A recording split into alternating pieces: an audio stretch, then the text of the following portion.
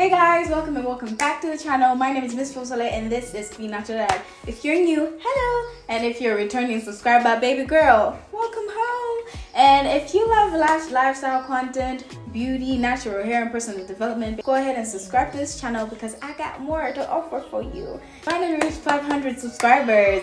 I am so excited. I didn't even believe it because first of all, I wasn't really active because I had not posted for a whole year. But the fact that we actually got to 500 subscribers, I was like, girls, you is loyal. You just want to say thank you so much. I really appreciate you guys. I'm going to be showing you how I took down this 5-month-old protective style. I'm also going to be talking about how and why this was the worst protective style anyone could ever get, or probably the worst protective style I've ever gotten in my whole life. Some of the mistakes to avoid, and just basically how to take down your hair in order for you to get the maximum length retention. So let's get into the video.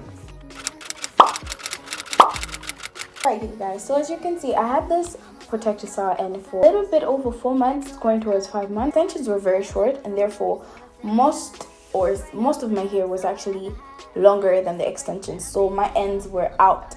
So for me to take down my hair, first thing I needed to make sure that I first of all sprayed my hair with some kind of water, and then I put my Aunt Jackie's Not Today to kind of soften my hair up so that it's not so dry.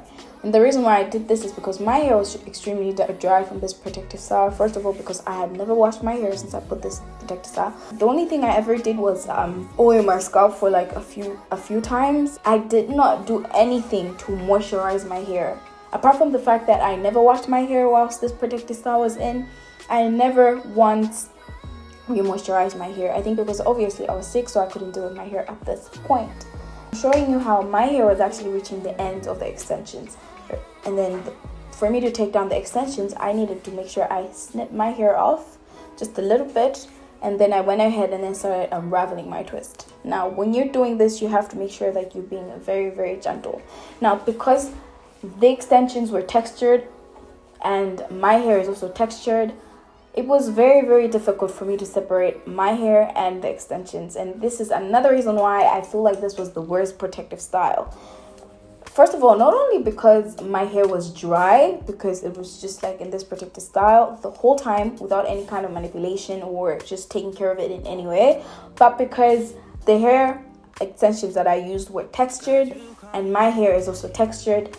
It kind of became like a big mush of just one big dreadlock.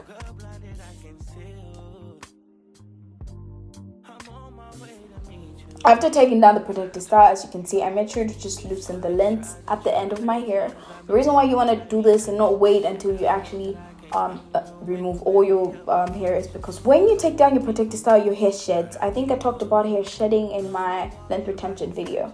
Now if you leave all that shed hair in your head, it's gonna get tangled when you just like remove all your braids. You want to make sure you're removing all the shed hair, making sure to be very careful, very gentle with your hair, especially because for me, as I've said, I did not moisturize my hair in any way. The only moisture that my hair received was at this point when I sprayed some water and I went ahead and just applied my Aunt Jackie's Not Today. Now after I was done doing that, I made sure to pull out some of the shed hair, and then I just went on with the process. Did the very same thing to all my other sections. I made sure to just snip the ends of the extension and my hair because they're very tangled, you guys. I'm sure you can see from some of the clips that I've showed of the ends of the extensions and my hair, so I just had to snip. Now some of the mistakes that I made with this protective style is that, first of all, as I said, I never washed my hair, so that was number one. 4 months not washing your hair means that your scalp has all the dirt and all the gunk just staying on your hair. And if you know something about like scalp health, our scalp is basically an extension of the skin on our face. So the same protection and all the same care that we take on our face has to go to our scalp. And another thing is, it's going to impede your hair growth and how well your hair is going to grow. The reason why this happens is because your hair follicles are kind of going to be blocked. You're blocking your hair follicles. So for you to have healthy hair, you need to make sure that your scalp is clean so that you can actually have healthy hair growth. Another mistake I made with this protective style is that I never trimmed my hair before going into this protective style. I knew my ends were actually in a very bad condition. I needed to trim them, but then, as I've said, I was sick. I was very weak. I couldn't deal with my hair, so I had to do something But one thing I did make sure was I made sure I stretched my hair. So before I even went to the salon, I actually got my hair stretched. I made sure to stretch my hair with some hits so that my hair is actually proper and fine. So I think that's why maybe my hair kind of behaved and did not actually misbehave when I was taking down the twist. Now, one thing I really want to highlight about this whole takedown process is you want to make sure you're gentle from beginning to the end. As I say, this process basically took me 3 days for me to actually complete this whole takedown process. But the truth is, if I had been taking care of my scalp better, if I had been re-moisturizing my hair wouldn't be as brittle or dry, and therefore the process wouldn't have been this slow, because that means my hair would still have been a bit more flexible, you know. Another thing is that as you've seen, that from every section I'm making sure I loosen the length and also just combing out the shed hair.